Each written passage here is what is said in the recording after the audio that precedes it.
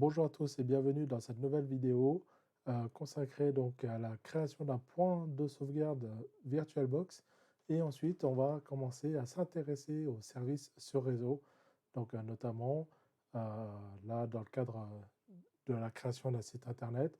Par exemple, on va essayer d'installer des packages pour exploiter nos sites internet. Et là aujourd'hui, on va s'intéresser à l'installation de MySQL dans nos machines virtuelles. Donc c'est parti. Alors, je vais reprendre donc ma machine virtuelle qui fonctionne bien jusque-là. Et ce qu'on va faire, c'est je vais faire clear. Clear, ça veut dire quoi? C'est je veux juste effacer mon écran pour remettre au propre.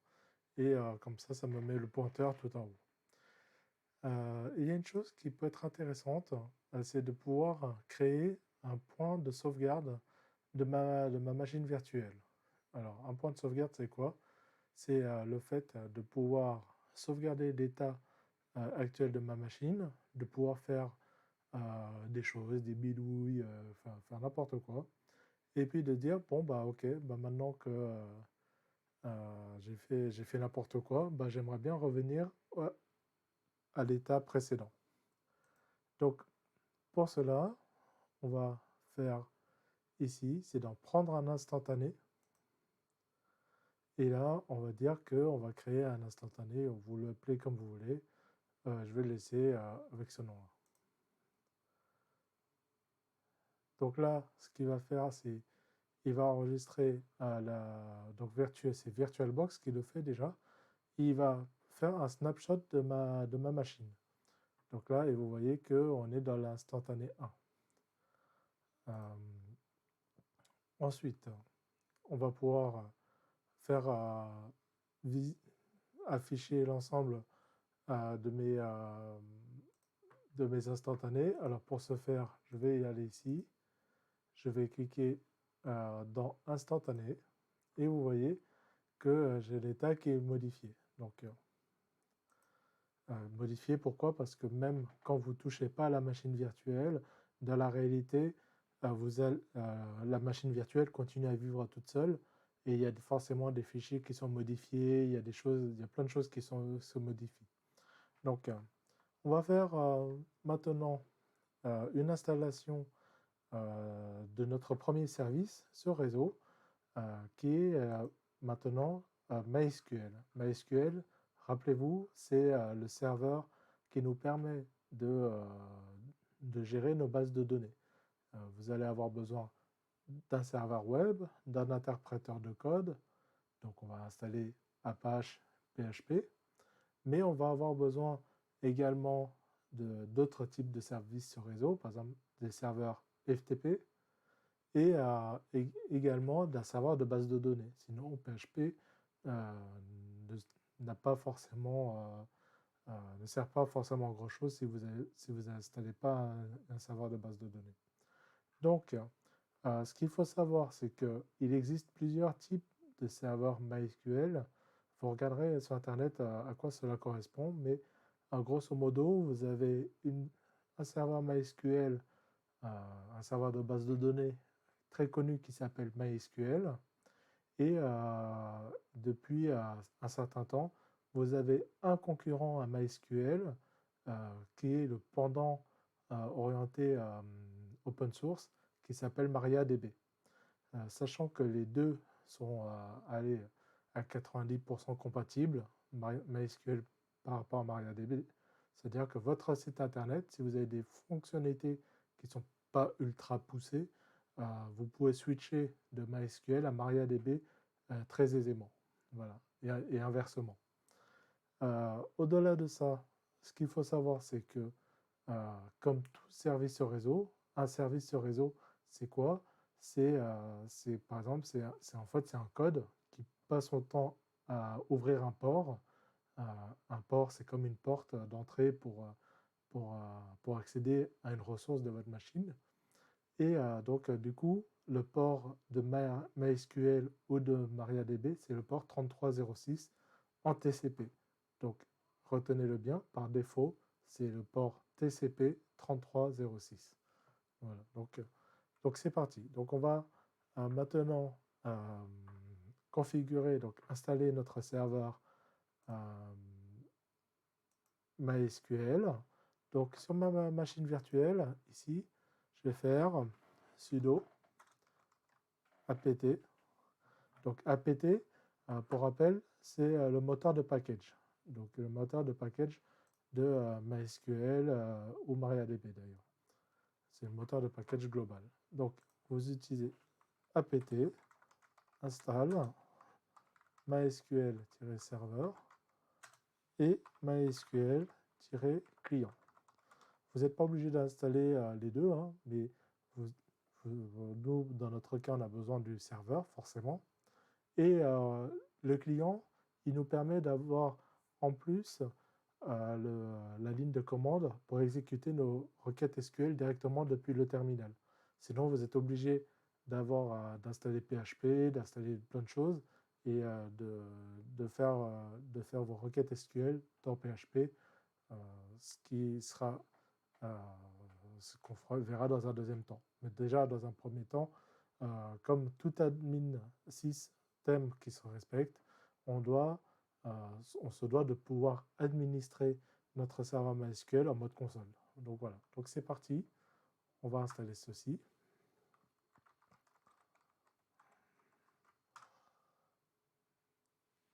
Donc, j'ai tapé mon mot de passe, donc, qui donne accès à root. Donc, pour rappel, root, c'est le super utilisateur. Et il me dit qu'est-ce qu'il va installer. Il va installer tout ça, parce qu'il y a des dépendances. Et il me demande de confirmer. Donc, je vais dire oui. Et il va télécharger, donc c'est le système d'exploitation, apt, va télécharger sur les dépôts de Ubuntu l'ensemble de ces packages-là. Et il va les installer.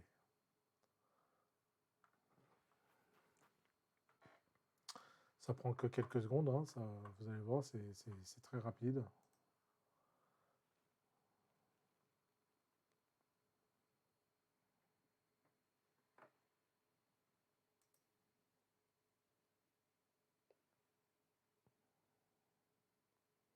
On y arrive. Et voilà, il vous rend la main. Donc, quand le serveur et le client sont installés, en fait, la première chose qu'il y a à faire, c'est qu'il faut sécuriser notre installation. Parce que par défaut, il n'y a pas de mot de passe root. Vous avez le mot de passe root de votre ordinateur, mais il y a aussi un mot de passe root à votre serveur MySQL. C'est pour ne pas mélanger des choses qui n'ont rien à voir. Donc vous avez pour cela une commande qu'il faut apprendre, c'est MySQL Secure Installation. N'oubliez pas d'utiliser la tabulation pour ne pas vous tromper dans l'orthographe des lignes de commande. Sudo MySQL Secure Installation. C'est en un seul mot avec des tirets du bas, des underscores. Donc on y va. Donc la première chose qu'il y a à faire, c'est qu'il vous dit il peut utiliser un composant pour vérifier que le mot de passe il respecte un certain nombre de standards, par exemple des critères de taille, des critères de complexité, des choses comme ça. Dans le cadre de ce qu'on va faire entre nous, je vais mettre que je n'ai pas forcément besoin qu'il y ait des mots de passe qui font 12 caractères avec plein des majuscules, des minuscules, voilà.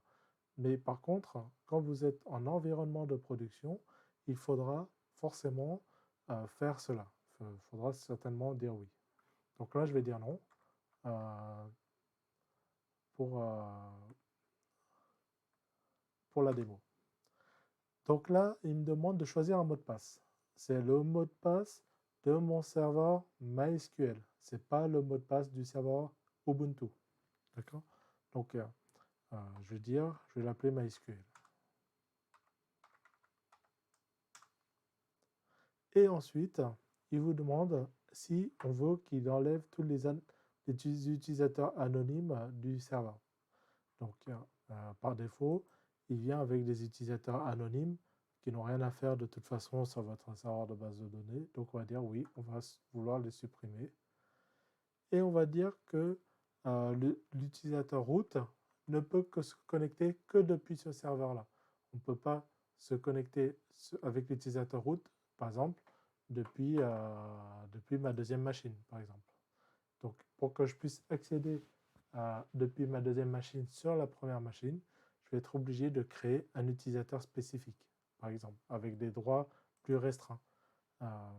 Encore une fois, root, c'est vraiment celui qui a le droit de tout faire. Donc, on essaie de ne pas donner les clés du camion à n'importe qui. On donne juste ce que la personne a besoin d'avoir.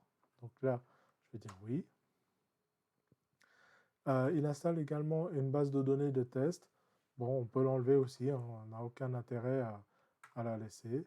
Et il demande ensuite si je veux qu'il reload les privilèges. En fait, il va setter le nouveau mot de passe root. Et ensuite, on a besoin de recharger les privilèges pour que le serveur prenne en compte les nouveaux mots de passe. Donc, je vais dire oui. Et voilà. Donc là, c'est terminé. J'ai pu installer. Donc, maintenant, pour savoir si cela fonctionne, on peut faire sudo mysql. Et donc là, qu'est-ce qu'on a? On affiche la console MySQL.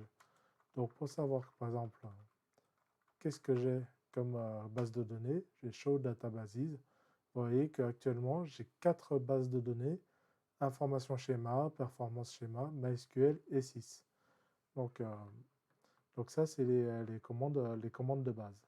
Maintenant, si jamais je veux créer une base de données, par exemple, on est ici dans la console. En fait, c'est une console SQL. Donc, du coup, si je veux créer une base de données, je fais create database, par exemple, blog.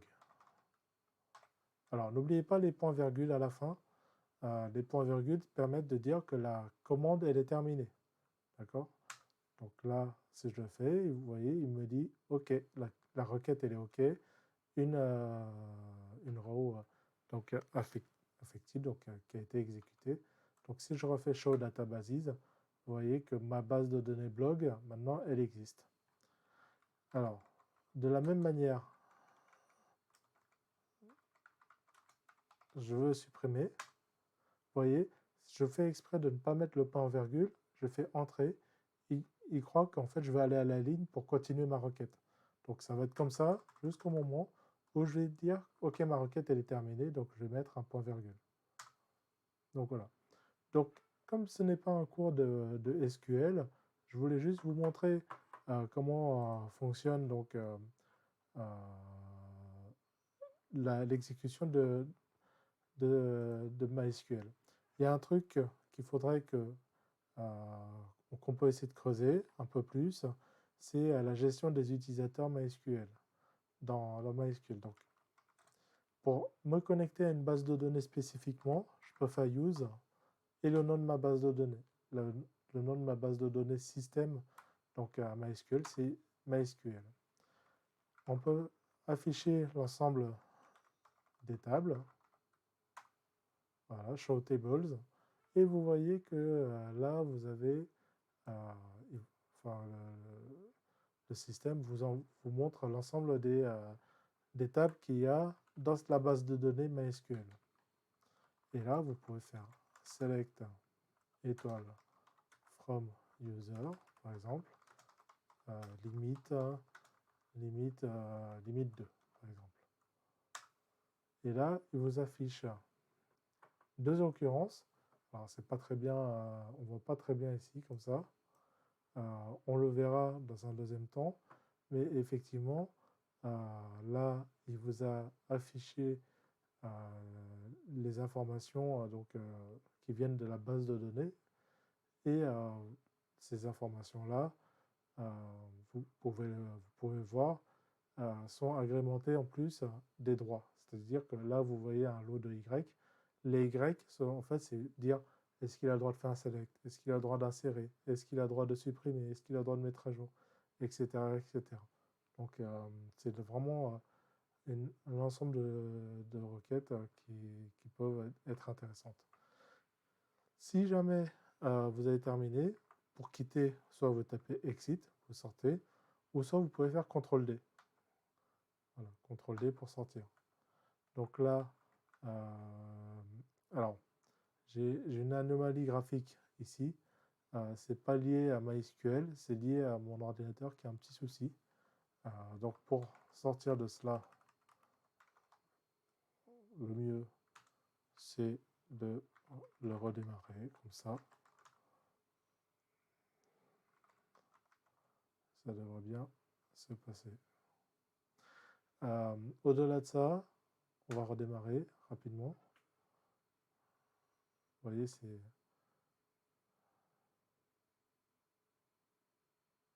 Voilà. Là, comme le serveur vient de redémarrer, ça va mieux. Maintenant, ce qu'on va faire, c'est on va en profiter pour faire comme si c'était rien passé, comme si je n'avais pas installé mon serveur MySQL. Et pour ce faire, je vais revenir à mon instantané 1 que j'ai fait jusque-là.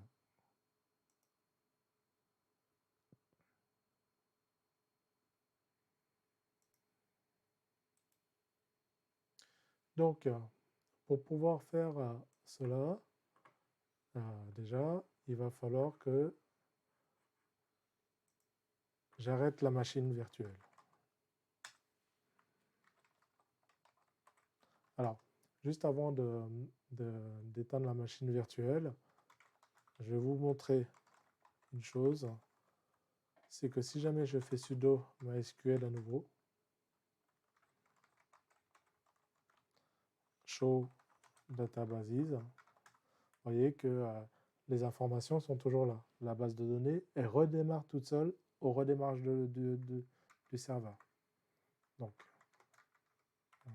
shutdown, on va y arriver.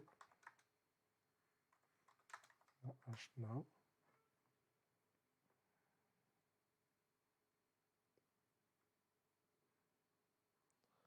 Voilà, donc là, la machine, on me dit qu'elle est éteinte. Je peux, vous voyez, le bouton restaurer, il s'affiche, maintenant je peux l'utiliser. Et si je cliquais sur restaurer, je vais décocher celui-là parce qu'il me demande est-ce que j'ai envie de sauvegarder l'état actuel de ma machine? Pourquoi pas, hein.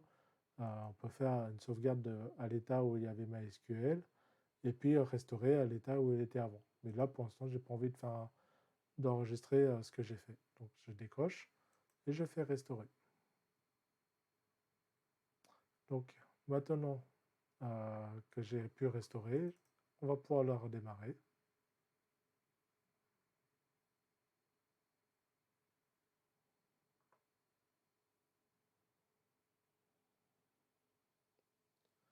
Et supposons je veux faire un sudo MySQL, comme tout à l'heure.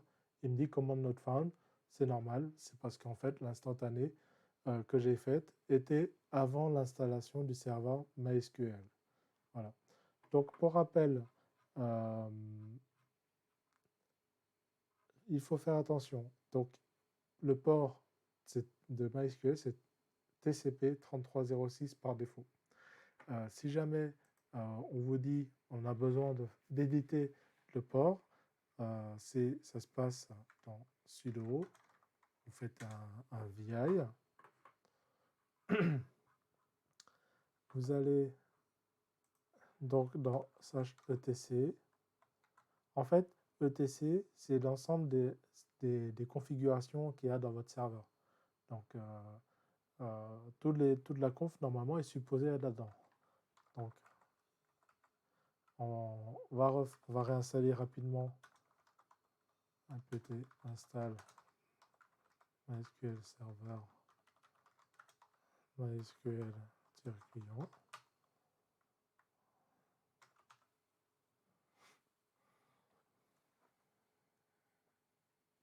Et c'est là qu'on se rend compte que l'intérêt de l'instantané, il est quand même pas mal. Si je me suis trompé dans quelque chose et j'ai besoin de revenir, bon, moi je peux le faire. J'aurais pu sauvegarder avant de cartonner et là j'aurais pas eu à réinstaller MySQL par exemple. etc., etc.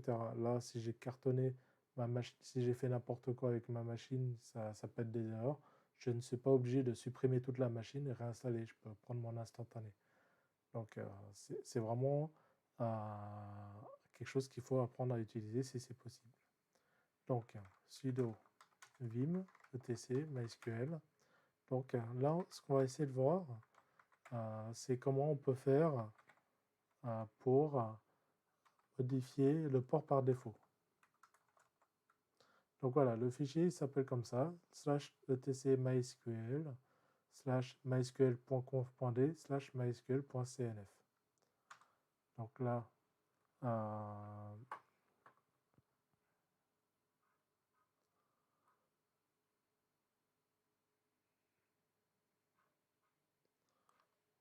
vous voyez que ici,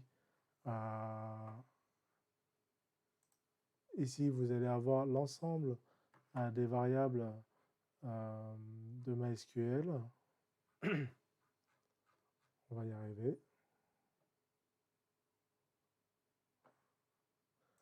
Ce qu'on va faire avant tout,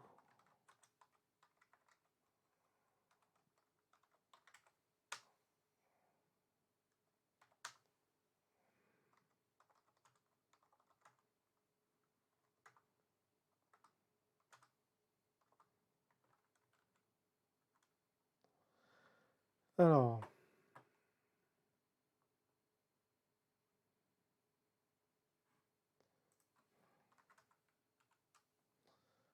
pour rappel, vous pouvez vous balader ici pour voir l'ensemble des fichiers, par exemple. On va apprendre aussi également autre chose. Je vais aller dans cd/mysql. On peut grep. Grep, ça permet de chercher dans les fichiers. Dans les fichiers, les paramètres, faire une recherche d'un mot, par exemple, dans les fichiers. Donc là, par exemple, je fais sudo grep-ri. Alors, R, c'est récursif, c'est pour aller dans l'ensemble des sous-répertoires. Et I, c'est non sensible à la casse. Et je dis, je veux chercher tous les fichiers où il y a écrit 3306.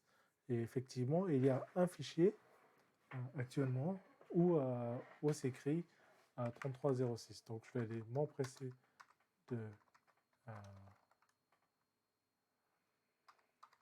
l'éditer. Voilà.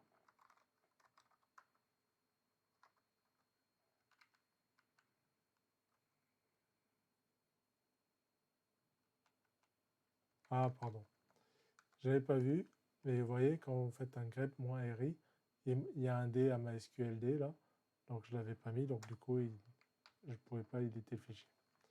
Donc, pour rappel, pour rechercher 3306, je fais un slash 3306. Et là, vous voyez, il me dit le port par défaut, c'est 3306. Il y a un slash, il y a un dièse qui est devant, c'est-à-dire que c'est commenté. Donc, si jamais je veux l'éditer, je le décommente. Pour ça, je fais supra. J'appuie supra 2 fois et je décommente. Et je vais dire, maintenant, c'est 3308, par exemple. Et pour redémarrer le service, donc avant tout, on va faire un sudo mysql show variable like.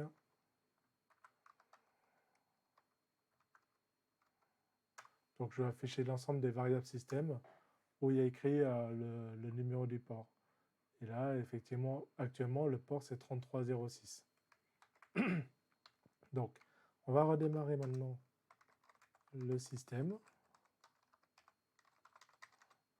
Donc, sudo /etc init.d mysql restart. On va voir, hein, il y a d'autres méthodes pour redémarrer un service, mais celui-là fonctionne très bien. Je reviens dans sudo mysql